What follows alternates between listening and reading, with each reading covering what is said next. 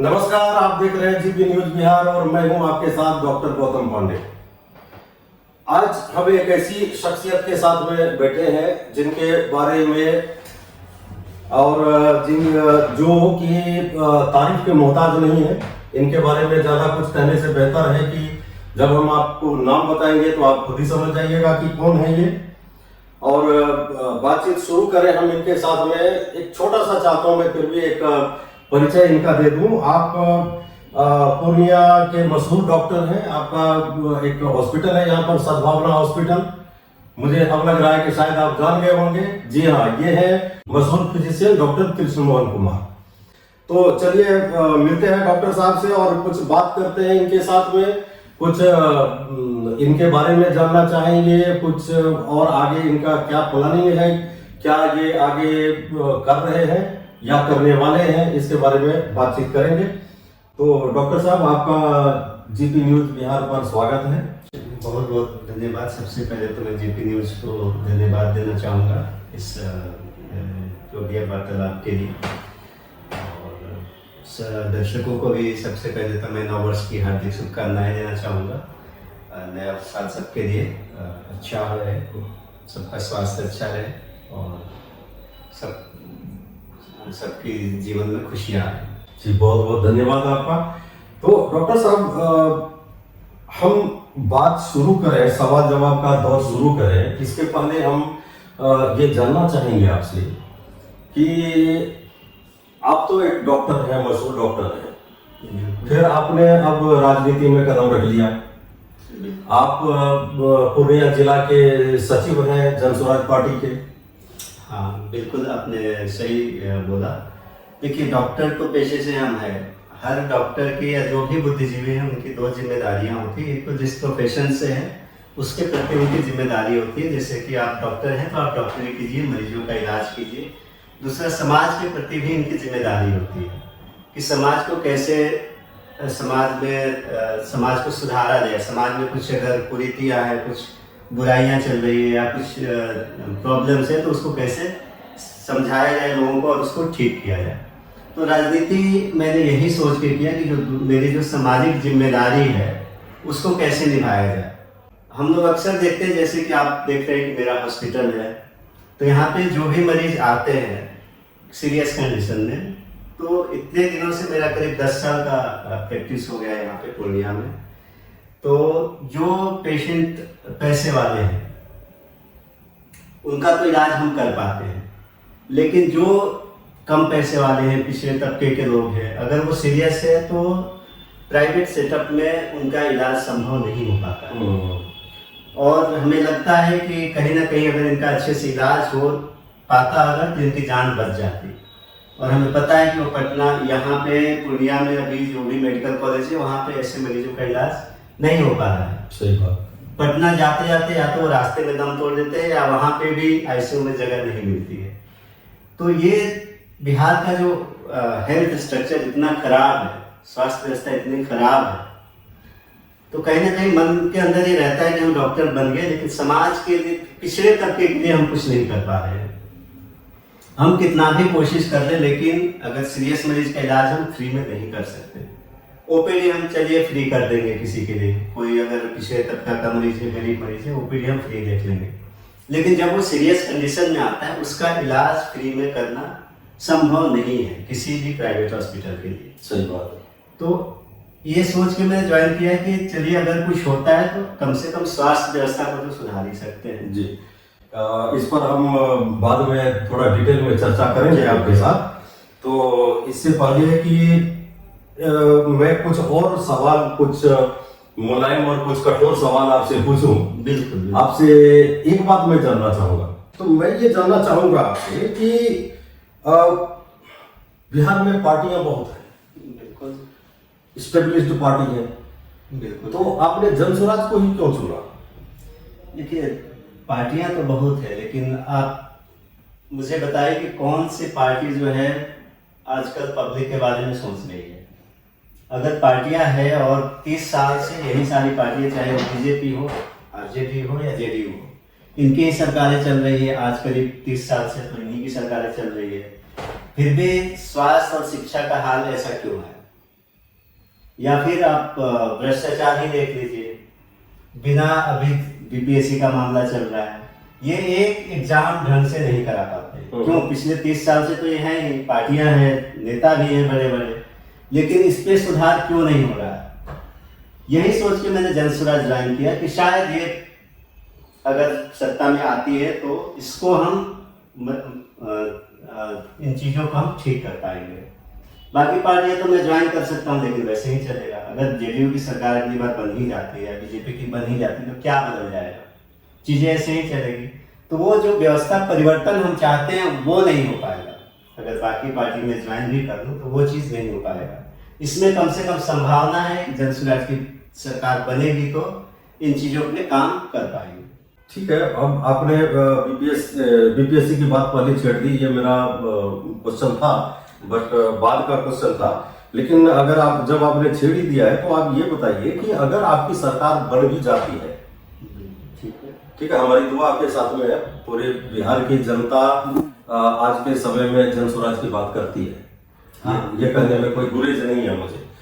तो अगर आपकी सरकार बनती है तो आप इस तरह के जो भ्रष्टाचार है, चाहे वो बीपीएससी का है अथवा मेडिकल लाइन में भी भ्रष्टाचार बहुत है। बिल्कुल है। तो इनको आप इनसे कैसे निपटेंगे? आप कोई प्लान आपके पास हो, आपकी पार्टी के पास, जन स्वराज के पास कोई इस तरह का प्लान हो तो थोड़ा जनता को अगर आप बताएंगे, हमारी जनता को, तो वो शायद और ज्यादा कन्विंस होगी।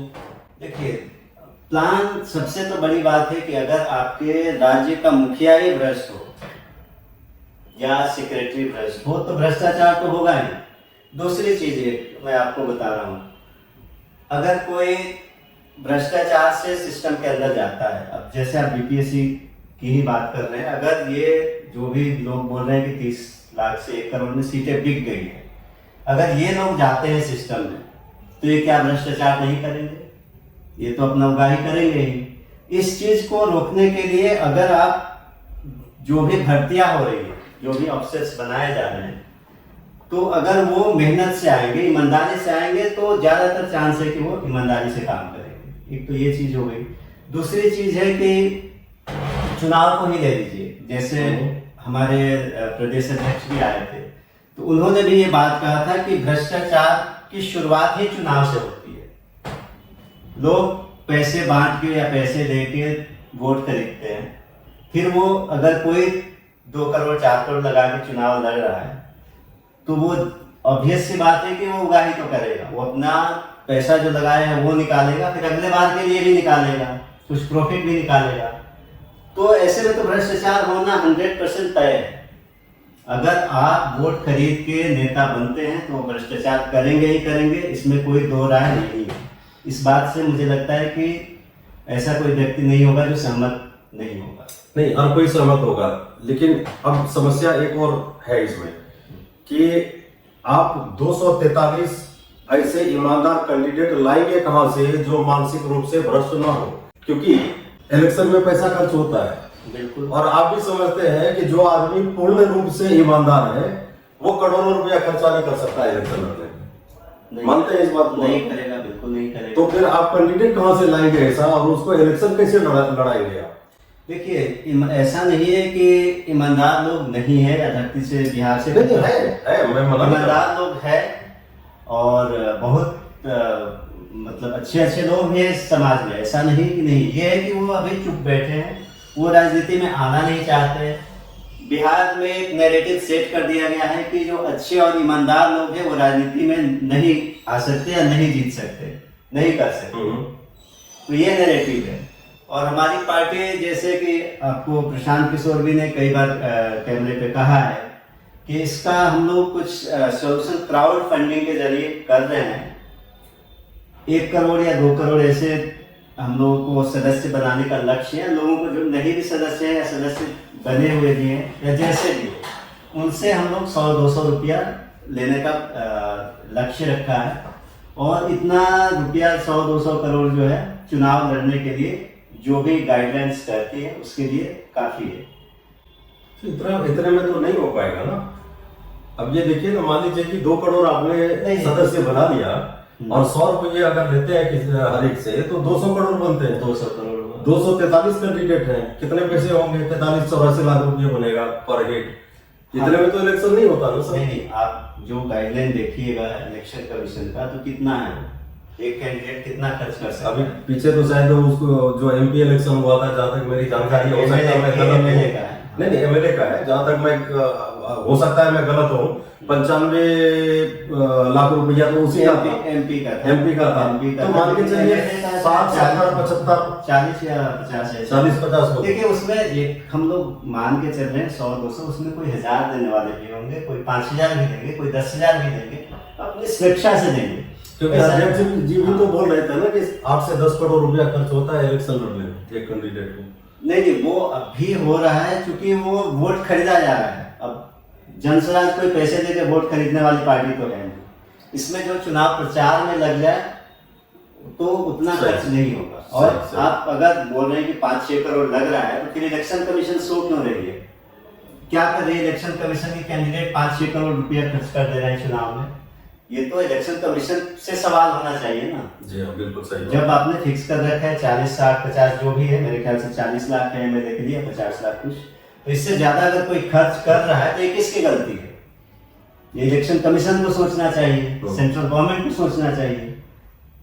भ्रष्टाचार की शुरुआत तो यही से हो रही है। इसको जब तक नहीं हम सुधारेंगे तब तक कुछ बहुत ज्यादा बदलाव नहीं होगा। और सबसे जरूरी बात है कि पब्लिक इस बात को समझे कि हम अगर पैसा लेके वोट दे रहे हैं, तो हम अगर अपना वोट 500,000 में बेच रहे हैं, तो ये हमारा वोट जो विधायक या नेता जो भी है वो 500 के जगह वो 50,000 में बेचे। तो बिल्कुल बात सही है, बिल्कुल सही है।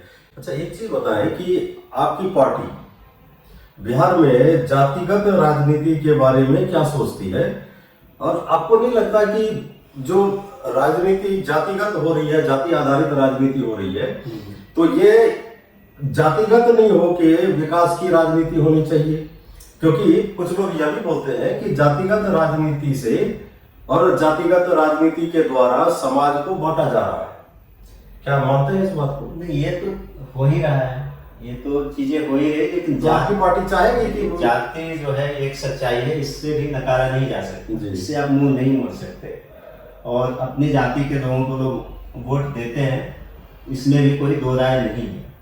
अब देखिए जनस्वराज का ये कहना है कि हम बांटने में यकीन नहीं रखते, हम सबकी हिस्सेदारी, जिसकी जितनी संख्या है उसको उतनी हिस्सेदारी देंगे।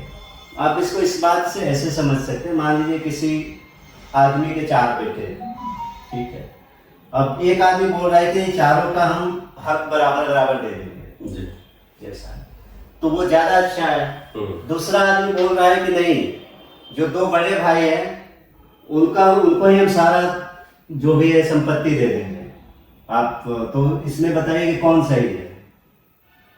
सही तो जनस्वराज का है, जनस्वराज का ही कंसेप्ट सही है, जिसकी जितनी संख्या है उसको उतनी हिस्सेदारी मिलनी चाहिए।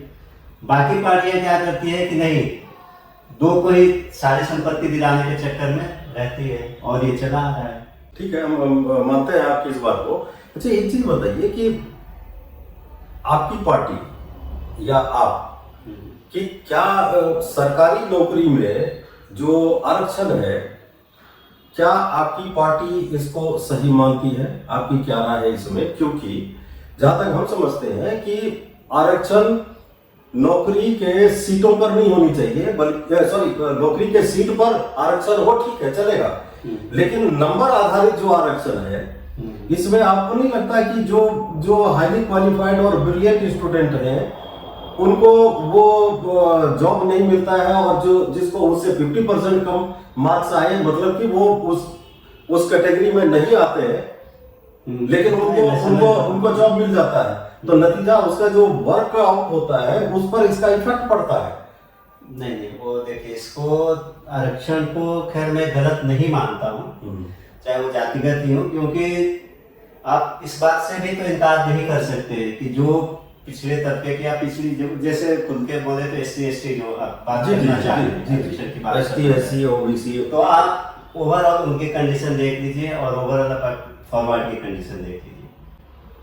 उनके बच्चे कितना स्कूल जाते हैं या कितना स्कूल जाने में सक्षम है, फॉरवर्ड के बच्चे कितना स्कूल जाने में सक्षम है, नहीं, मेरी बात ठीक है, सुनिए, ठीक है, सुनिए। ठीक ठीक। आप प्राइवेट कोचिंग में जाके देख लीजिए, तो एक माहौल का बहुत बड़ा फर्क पड़ता है। एक बच्चा जो गवर्नमेंट स्कूल में पढ़ रहा है, अभी तो अब उसी पे हम लोग सारा मामला ही है कि पढ़ाई शिक्षा सुधरे, ताकि सबको बराबर अधिकार मिले, बराबर मतलब शिक्षा का अधिकार मिले। जी। एक बच्चा जो सरकारी स्कूल में पढ़ रहा है, जिसको कोई ट्यूशन की व्यवस्था नहीं है, कोई कोचिंग की व्यवस्था नहीं है। दूसरा बच्चा है जो कि शुरू से अच्छे माहौल में रहा, माता पिता उसके पढ़े लिखे, अच्छा कॉन्वेंट स्कूल में पढ़ा, अच्छा कोचिंग किया। क्या आप दोनों को बराबर कंपटीशन में देख सकते हैं? नहीं, तो उसको वो बेस तैयार कीजिए ना उसका, जैसे अभी आपका प्लानिंग है। हाँ बिल्कुल, जो प्लान आप लोग कर रहे हैं, हाँ। प्रशांत किशोर जी भी यही बोलते हैं कि भाई स्कूल जाना चाहिए बच्चे को, हम स्कूल भेजेंगे, हम फ्री में पढ़ाएंगे। तो वो उस बेस को आप तैयार कीजिए ना। हाँ। आप 100 में से ये बात आप मुझसे क्यों, ये बात आप पिछले 50-70 साल से जो सरकारें चला रही है, मौका नहीं मिला है सर पूछने का। मौका मिलेगा तो मैं जरूर उनसे सवाल पूछना करूंगा। चाहिए। मौका मिलेगा जरूर सवाल पूछूंगा। आपको उनसे पूछना चाहिए। जी। अभी तो हमारी पार्टी, अभी तो हम लोग इस बारे में सोच रहे हैं कि इस पे काम किया जाए। आप देखिएगा, एक बच्चा जो कचरा चुन रहा है और दूसरा बच्चा जो स्कूल मतलब कॉन्वेंट स्कूल में पढ़ रहा है, ये तो मतलब सरासर एक तरह से समझिए कि इनजस्टिस है, सोशल इनजस्टिस है। आप उस कचरा चुनने वाले बच्चे से क्या उम्मीद कर सकते हैं कि वो बड़ा होकर क्या बनेगा? सही बात है। आप उससे नहीं उम्मीद कर सकते कि सोसाइटी के बारे में सोचेगा या दूसरे के बारे में सोचेगा। उसके मन में तो ये रहता है कि मैं जब कचरा चुन रहा था, मैं धक्के खा रहा था, इस सोसाइटी ने मेरे लिए क्या किया। इस बात को आप सोचिए। आप जो बोल रहे हैं क्राइम आजकल इतना बढ़ रहा है, एक फैक्टर ये भी है, वो बच्चा बड़ा होके किसी को गोली नहीं मार रहा है तो उसमें किसकी गलती है? ना तो उसको शिक्षा मिली, ना अच्छा माहौल मिला, उसमें किसकी गलती है आप बताइए। इन सब चीजों पे जब तक काम नहीं होगा तब तक ऊपर ऊपर काम करने से सोसाइटी में बदलाव नहीं आएगा। बिहार की वर्तमान सरकार जो है अभी, एनडीए की सरकार, या पीछे जो जेडीयू और आरजेडी की सरकार थी, इनके किन किन नीतियों से आप सहमत हैं और किन नीतियों से आप असहमत हैं? क्योंकि अभी तो पिछले 5 साल में बिहार सरकार की कोई नीति तो रही नहीं है। अच्छा। ना कोई विचारधारा रही है, ना नीति रही है। ये आपको भी पता है, कभी इनका गठबंधन आरजेडी के साथ होता है, कभी बीजेपी के साथ होता है। लेकिन आप तो अस्थायी हो गए ना। नीतीश कुमार जी आज भी स्टेटमेंट दिया है कि आप कहीं नहीं भटकेंगे। उम्मीद कर सकते हैं। उम्मीद कर सकते हैं। उम्मीद कर सकते हैं, लेकिन उस बात से कुछ कह नहीं सकते। तो बाकी मतलब जो भी नीतियां हैं वो ठीक से काम तो नहीं कर रही है। आप नल जल योजना ले लीजिए, क्या बिहार में उसकी कितनी जरूरत है? जहाँ इतना बाढ़ आ रहा है, इतना मतलब पानी ही पानी है, वहाँ नल जल योजना खुलवा के क्या सिद्ध करना चाहते हैं? एग्री। या तो 10 फीट पर पानी निकलता एक तो है। ये बात है। दूसरी बात ये है कि आप योजना में आप चलिए टंकी बना दीजिए, मोटर है, उसका मेंटेनेंस का क्या है? मेंटेनेंस पे कोई ध्यान नहीं है। ये सारा, यही तो भ्रष्टाचार का मतलब ये है कि आप टंकी बनवा दीजिए, उसमें कमीशन खा लिए, फिर वो उसको दिखा दीजिए कि वो बस गया, टूट गया, खराब हो गया। बिल्कुल, मैं आपकी इस बात से मैं भी एग्री करता हूँ। सिर्फ बिहार नहीं, मैं तो ये कहूंगा पूरे देश की ये हालत है।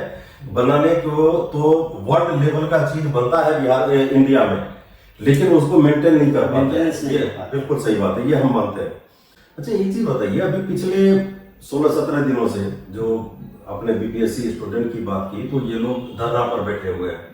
अभी प्रशांत किशोर जी भी उनके सपोर्ट में अनशन कर रहे हैं। बिल्कुल, मैं भी गया था वहाँ। आप भी गए थे। और मुझे कल शाम को जानकारी मिली कि आज सुबह पूर्णिया से और भी लोग गए हुए हैं। हाँ, उनको सपोर्ट करने के लिए तो सबसे मतलब ये करूंगा, आग्रह करूंगा कि सब लोग जाएं जी। इसमें शिक्षा में, और ये जो खासकर जो कॉम्पिटिटिव एग्जाम्स है, इसमें इतने घोटाले और इतने भ्रष्टाचार है कि सबको खड़ा होना चाहिए। बिल्कुल सही बात। आज ये बच्चे हैं, कल को हमारे भी हो सकते हैं। बात बिल्कुल सही है। अपने पूर्णिया के सांसद पप्पू यादव जी भी सपोर्ट में है। वो भी अभी सबको करना चाहिए। अभी उनका स्टेटमेंट आया था कि इस मुद्दे को लेकर हम सुप्रीम कोर्ट जाएंगे। ठीक है, लेकिन मेरा सवाल ये है कि आपको नहीं लगता कि स्टूडेंट का प्रोटेस्ट जो था वो तो जायज है, वो होते रहना चाहिए, इसमें कोई दो राय नहीं है, लेकिन इसका राजनीतिकरण हो गया इसका, और ये जो प्रोटेस्ट है वो हाईजैक हो गया है। ये नहीं लगता आपको कहीं? देखिए, ये कहना कि हाईजैक हो गया, आप मुझे बताइए कि 25 तारीख को शायद जब बच्चे बीपीएससी ऑफिस के पास, कार्यालय के पास धरना, तब तो कोई पार्टी नहीं थी वहां पे, नहीं थी। उन पे लाठी क्यों चार्ज हुआ? अभी तो लोग बोल रहे हैं कि प्रशांत किशोर, बहुत लोगों का ये मतलब आरोप है कि प्रशांत किशोर उकसाए और फिर बच्चों को पिटवाए। इसी सोच से मैंने ये सवाल किया। मेरी बात सुनिए, लेकिन आप मुझे बताइए कि उससे पहले बच्चों को कौन पिटवा रहा था? उससे पहले भी बच्चों पे तो लाठी चार्ज हुई है, कौन पिटवा रहा था? उस समय तो प्रशांत किशोर नहीं थे साथ में। तो ये सारी चीजें जो बोल रहे हैं वो उसका बिल्कुल अब राजनीतिकरण तो हो चुका है, इसमें कोई दो राय नहीं है। बाकी राजनीतिकरण दूसरे लोग कर रहे हैं। उनको से पूछिए कि 25 तारीख को लाठी चार्ज किसने करवाया? जब बच्चों पे लाठी चार्ज हुआ तब प्रशांत किशोर जी उसमें, मतलब वो भी किसी के, कुछ बच्चों ने आके मतलब सहायता मांगी, जो भी है उनके कुछ आए थे, तब फिर इन्होंने बच्चों का साथ दिया कि चलिए ठीक है, हम आप लोग टीम बनाइए, अपना नेता चुनिए और हम कोशिश करेंगे कि बातचीत शुरू हो। बिना बातचीत के तो कोई कुछ नहीं निकल रहा है। अब बाकी तो सारा प्रशांत किशोर बता ही चुके हैं घटनाक्रम क्या हुआ। लेकिन जो लोग ये बात बोल रहे हैं प्रशांत किशोर ने उकसा के बच्चों को पिटवाया, तो मेरा उनसे यही सवाल है, उससे पहले बच्चों को किसने पिटवाया? सही सवाल है आपका। लेकिन ये चीज देखिए ना कि जहां पर अभी ये अनशन चल रहा है, ठीक है, गांधी जी के प्रतिमा के नीचे, जो कि अनशन के लिए, स्पेशली अनशन के लिए प्रोहिबिटेड एरिया है, वो जो जगह है जहां पर बैठे हैं, वो जगह अनशन के लिए नहीं है वहां। इसलिए सरकार ने उनको बोला था कि आप गर्दनीबाग चले जाइए, वहां पर आप अनशन कीजिए। तो यहीं पर बैठने की जिद क्यों है? नहीं, ये देखिए, ये ऐसा कुछ नहीं है कि वहां पर, ये आपको किसने बताया कि वो प्रोहिबिटेड एरिया है अनशन? मैं न्यूज में पढ़ता हूँ, न्यूज में पढ़ा है। पूरा न्यूज आप पूरा पढ़ के उसको, अनशन आप कहीं भी कर सकते हैं, गांधी मैदान में भी कर सकते हैं, कहीं भी कर सकते हैं। वो जो एरिया अनशन आप अपने घर के आगे भी कर सकते हैं, बिल्कुल। लेकिन वो एरिया प्रोहिबिटेड है। किसने कहा आपसे? न्यूज बता रहा है, सरकार आप पढ़िए, आप मुझे न्यूज से हिसाब से तो नहीं चल सकता। सरकार बोल रही है, सरकार भी नहीं बोल रही। सरकार अगर बोल रही है तो क्यों नहीं अरेस्ट कर रही है? अभी एटीएम गए थे अरेस्ट क्यों नहीं? अरेस्ट तो नहीं किया, एफआईआर में हो चुका है। देखिए, वो सारी चीजें हैं, मैं आपको बता रहा हूँ। ऐसा कोई भी एरिया नहीं है जो अनशन के लिए या धरना के लिए प्रोहिबिटेड हो, अनलेस अनटिल, मतलब जब तक कि आप कोई वहां पे दंगा फसाद या फिर किसी को क्षति पहुंचाना या रोड ब्लॉक करना नहीं होता है, तब तक वो इलीगल नहीं है, वो प्रोहिबिटेड एरिया नहीं है। वहां पे क्या कर रहे हैं प्रशांत किशोर जी? वो तो अनशन पे बैठे हैं, कुछ तोड़ फोड़ तो हो नहीं रहा है, किसी सरकारी संपत्ति का नुकसान हो नहीं रहा है, कोई न्यूसेंस क्रिएट हो नहीं रहा है, तो फिर ये इलीगल नहीं इसको कह सकते। नहीं, इसी वजह से तो अभी अखबार में आज ही मैंने एक न्यूज पढ़ा जिसमें आरजेडी और बीजेपी वाले ये इल्जाम लगा रहे हैं प्रशांत किशोर जी पर कि वो उनका जो अनशन है वो अमीरों का अनशन है, क्योंकि 4 करोड़ का वेनिटी लेके वहां पर बैठे हुए हैं सिर्फ बाथरूम यूज करने के लिए। तो वो पैसा कहां से आता है जिसका कि किराया 25 लाख रुपया प्रतिदिन का है। हालांकि ये बात समझ से परे है कि जिस गाड़ी की कीमत 4 करोड़ रुपया, उसका 25 लाख रुपया पर डे का उसका किराया हो। लेकिन इसके बारे में क्या कहेंगे आप? इन पार्टियों को झूठ बोलने की आदत हो गई है। अब इसमें तो बोले थे प्रशांत किशोर, ठीक है, आप ये वैलिटी बांध ले जाइए और मुझे 25 लाख रोज दे दीजिए, ठीक है। अब देखिए, आदमी अगर बैठा है अनशन पे तो कहीं ना कहीं वॉशरूम तो यूज करेगा, बिल्कुल करेगा, वो खुले में तो कर नहीं सकता। अगर उनके पास सुविधा है, बात तो एक पैसे की, पैसा तो खुले मन से बोल चुके हैं कि मैं जिन पार्टियों को जिताया हूँ उन्होंने मुझे दिया है और ये रिकॉर्ड में है, 500 करोड़ 1000 करोड़ है, तो उसमें अगर 2 करोड़ का वो बैन ही आ जाता है तो उनके लिए तो कोई बड़ी बात है नहीं, ठीक है। और अगर मैं सक्षम हूँ, ये लोगों की मानसिकता में देखता हूँ कि वो गरीबों से तो हमदर्दी रखते हैं, लेकिन पैसे वाले से इतना विरोध क्यों? अगर मैं सक्षम हूँ 2 करोड़ का वैन में अगर बैठने के लिए, तो क्या परेशानी है दूसरे? आप भी बनिए ना। मैं तो चाहता हूँ कि हर किसी के पास 2 करोड़ का वैनिटी वैन हो, सही बात है। हर किसी के पास अच्छा मकान हो, हर किसी के पास अच्छा कपड़ा हो, गाड़ी हो, क्यों नहीं है? तो इसमें जिसके पास है उसकी तो गलती नहीं है, जिसके पास नहीं है उसको कोशिश करना चाहिए, मेहनत करना चाहिए। तो ये चीज भी मुझे इनकी जो है निगेटिव लगती है। अगर 2 करोड़ का वैनिटी बैन है वो भी यूज कर रहे हैं, बच्चे भी वहाँ जो भी है एडमिशन पे वो भी यूज कर रहे हैं, हर कोई यूज कर रहा है। और यूज करने का ये भी आप जाके देखिए गांधी मैदान में कैसे क्या हालत है, जो वहाँ की पब्लिक टॉयलेट्स है। आप अगर नहीं गए हो तो एक बार जाके, मैं तो जाके आया वहाँ पे, मतलब खासकर उस जगह पर तो है ही नहीं जहाँ पर बैठे हैं ये लोग, हाँ। उस जगह पर तो बता रहे हैं कि है ही नहीं वहाँ पर। तो ये चीजें जो पत्रकार हैं उनको इस बात पे ध्यान देने के लिए कि यहाँ पे साफ सुथरा पब्लिक टॉयलेट क्यों नहीं है, उनको प्रशांत किशोर की वैनिटी वैन दिख रही है। सही। तो ये पत्रकारिता की आप सोच लीजिए कि किस लेवल पे पत्रकारिता हो रही है और राजनीति हो रही है, कौन कर रहा है। एग्रीड। ये कई बार ये भी खबर आती रहती है बीच बीच में कि जो जनस्वराज पार्टी है ये बीजेपी की बी टीम है। इस बारे में क्या कहना है आपका? कुछ पार्टी लीडर से मैंने खुद भी सुना है बोलते हुए, इसलिए मैं ये सवाल पूछ रहा हूँ आपसे। वो कहने वाले तो कुछ ना कुछ बोलेंगे, उनको बोलने के लिए और कुछ तो मिल नहीं रहा है। तो राजद वाले बीजेपी की बी टीम बता रही है, कोई कुछ बोल रहा है, कोई कुछ बोल रहा है, तो उनको बोलने दीजिए। अगर बीजेपी के बी टीम रहती तो फिर इतना बीजेपी वाले क्यों विरोध करते हैं? बात सही। बीजेपी वाले भी विरोध तो कर रहे हैं और प्रशांत किशोर जी बीजेपी वालों को भी विरोध कर रहे हैं। हम तो मोदी के बारे में कितनी बार आपने सुना होगा, कैमरे में उन्होंने बोला कि मोदी ने बिहार के लिए कुछ नहीं किया। हाँ। तो ये कैसे बी टीम है जो उसी पार्टी का विरोध करेगी? अब ये तो इसमें देखिए, इसमें बीजेपी वालों से, चूंकि आरजेडी के जो भी वोटर्स हैं, आपको मैं खुल के बताऊं तो खासकर मुस्लिम वोटर्स वो डरते हैं बीजेपी से, और आरजेडी यही बोल के उनको फिर डराना चाहती है कि अगर हम बोल दें कि जनस्वराज बीजेपी की बी टीम है तो ये इनसे नहीं जुड़ेंगे। तो उनका प्लान यही है और कुछ नहीं। आप क्या समझते हैं कि मुस्लिम वोट आप या मुस्लिम सपोर्ट आपकी पार्टी को पूरा खुल के मिल रहा है? देखिए, मैं इन सब चीज़ों में ज़्यादा विश्वास नहीं रहता कि मुस्लिम हिंदू। मेरा मानना है कि जो भी जनस्वराज की विचारधारा को समझेगा, जो इसकी आइडियोलॉजी है, जो इसका उद्देश्य है, शिक्षा, स्वास्थ्य, रोजगार, इस सब में ध्यान देने के लिए, वो जरूर जुड़ेगा। चाहे वो मुस्लिम हो, हिंदू हो, अगड़ा हो, पिछड़ा हो, जो समझेगा वो जरूर जुड़ेगा। और मेरे ख्याल से जुड़ना इसलिए भी चाहिए क्योंकि 30 साल से तो देख लिए सबको आजमा के, एक बार जनस्वराज को आजमाने में क्या जाता है। सही बात है। लेकिन एक सवाल और बड़ा सवाल ये पैदा होता है इसमें कि बिहार में 2 ग्रुप ऑफ पार्टी जो है, पूरे देश में 2 ग्रुप हैं, एनडीए और इंडिया अलायंस। ठीक है, तो बिहार में एनडीए और इंडिया अलायंस दोनों स्थापित पार्टी है, ठीक, एस्टेब्लिश्ड है दोनों। या तो एनडीए की सरकार आएगी या इंडिया अलायंस की सरकार आएगी। तो इस दोनों के बीच में आप अपने आप को कैसे स्थापित करेंगे? क्योंकि अभी तक जो लोगों की मानसिकता है, बिहार के लोगों की खास करके मानसिकता ये है कि भाई या तो वो आरजेडी की तरफ जाएगा या वो जेडीयू की तरफ जाएगा, और बाकी कांग्रेस और एनडीए जो है, बीजेपी जो है, ये इन दोनों के सपोर्टर है।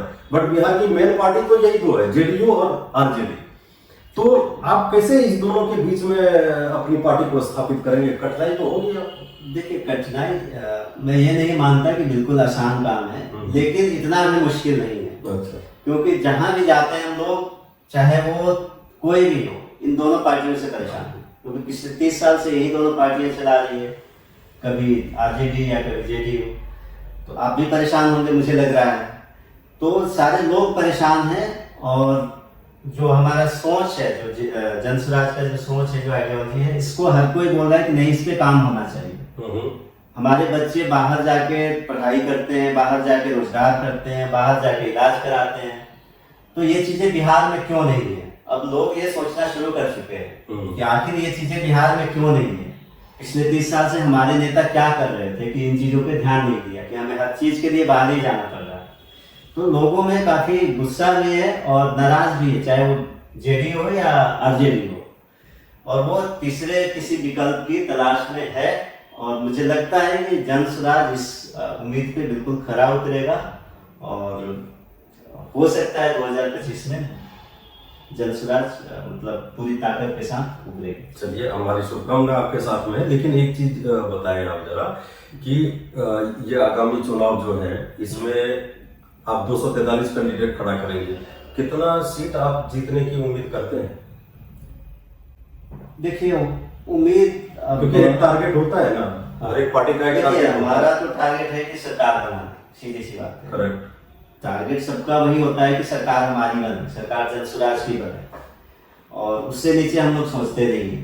ठीक है, अब होगा नहीं होगा ये समय लगेगा। वो तो समय पता है। हमारा काम है लोगों के बीच जाके अपनी बात रखना, अपनी जो आइडियोलॉजी है उसको लोगों तक पहुंचाना, और फिर अगर लोग समझ जाएंगे तो निश्चित रूप से सरकार जनसुराज की बनेगी। तो सरकार अगर आपकी बन जाती है तो जितना भी वादा आप कर रहे हैं अभी, जैसे 2000 रुपया वृद्धा पेंशन की बात कर रहे हैं, शिक्षा में भ्रष्टाचार मिटाने की बात कर रहे हैं, रोजगार सृजन की बात कर रहे हैं, भ्रष्टाचार हर जगह कम, हर जगह का, बट मेन तो मुद्दा शिक्षा का चल रहा है अभी, इसीलिए शिक्षा बोला मैंने।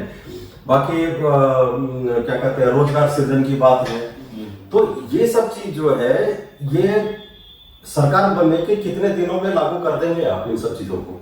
देखिए कितने दिन ये बताना, कोई ये दिन बताना तो मुश्किल नहीं, है। एक टारगेट होता है ना, अदरवाइज फिर अगर आप भी 2 साल 3 साल अगर लगाएंगे उसमें, नहीं, बिल्कुल। तो पब्लिक भी तो यही सोचेगी कि भाई ये पार्टी की वैसी निकली। देखिए ये कह देना कि मैं 2 महीने में खत्म कर दूंगा भ्रष्टाचार, ये कह देने से नहीं हो जाएगा। लेकिन प्रशांत किशोर जी तो बोलते हैं कि सरकार बनते ही शराबबंदी 10 दिन में खत्म कर दूंगा।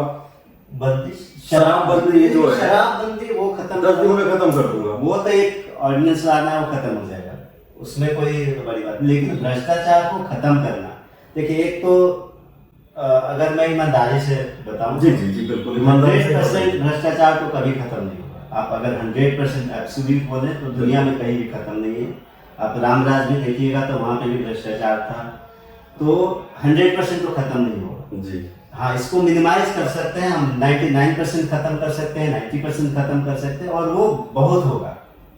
वो अगर उतना खत्म हो जाता है तो बहुत हो जाता है। मैं ये नहीं, एब्सोल्यूट 100% खत्म नहीं हो सकता, ये हर कोई जानता है, पर 99.9% खत्म किया जा सकता है, और इसमें थोड़ा समय लग सकता है।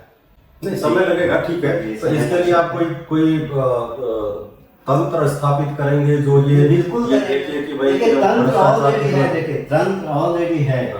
बात लेकिन वही तो भ्रष्टाचार है। नहीं, बात तंत्र ऑलरेडी बना हुआ है उसको रोकने के लिए। उसमें जो लोग हैं वो खुद ही भ्रष्ट है, तो उसको कैसे ठीक करेंगे? अब उसको ठीक करेंगे जब मान लीजिए कोई एक मिनिस्ट्री है जी, जो भी आती है, जैसे अब हेल्थ मिनिस्ट्री है या एजुकेशन मिनिस्ट्री है, जब वो ऊपर वाला मिनिस्टर ईमानदार होगा, नीचे सारे ईमानदार होते जाएंगे। बात सही है, तो हमें जरूरत है उसी आदमी को खोज के निकालने की जो हेल्थ मिनिस्टर बने, तो नीचे वाले से ना 1 रुपया ले ना उनको देने।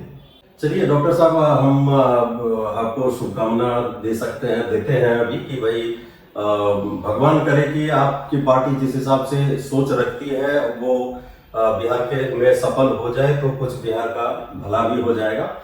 और आपने हमें समय दिया, इसके लिए आपका बहुत बहुत धन्यवाद। और फिर मिलेंगे हम आपसे कुछ दिनों के बाद, जब प्रशांत जी का अनशन जब खत्म हो जाएगा, उसके बाद हम फिर मिलेंगे। अभी आपको बहुत बहुत धन्यवाद, आपको भी, और आप ये प्रार्थना कीजिए ऊपर वाले से कि सरकार की आंख जल्दी खुले और कोई बातचीत का रास्ता निकले, ताकि अनशन करना भी कोई साधारण काम तो है नहीं। बिल्कुल, हेल्थ इफेक्ट होता है, इवन आदमी की जान भी जा सकती है, तबियत खराब है उनकी, हो गई है उनकी, जान भी जा सकती है। तो सरकार से आप लोग, मतलब सारे मीडिया लोग को मैं चाहूँगा कि आप लोग उनसे भी सवाल पूछिए। नीतीश जी तो पता नहीं कहाँ गायब है, और एक कोई बयान उनका नहीं आ रहा है, एक बयान तो आना चाहिए, वो भी नहीं आ रहा है। तो जितने भी पत्रकार हैं वो बजाय प्रशांत किशोर की वैनिटी वैन पे सवाल उठाने से ज़्यादा जरूरी है कि आप नीतीश कुमार से जाके इस पे सवाल पूछिए कि आपने अभी तक इस मुद्दे पे क्या किया। जी। उनका एक बयान भी नहीं है। बाकी आपको भी 9 वर्ष की हार्दिक शुभकामनाएं, और उम्मीद करते हैं कि आपका जो भी जीपी न्यूज़ है वो काफ़ी प्रगति करे, और आपकी ईमानदारी के साथ आप भी अपना इंटरव्यू या जो भी सवाल पूछ सके किसी भी नेताओं से बिना डरे हुए। जी, ये हमारी शुभकामना है। Thank you very much. तो देखा अभी आपने डॉक्टर कृष्ण मोहन जी ने हमारे हर एक सवाल का जवाब दिया, ईमानदारी पूर्वक जवाब दिया। हमने कुछ नॉर्मल सवाल पूछे, कुछ कठिन सवाल भी पूछे।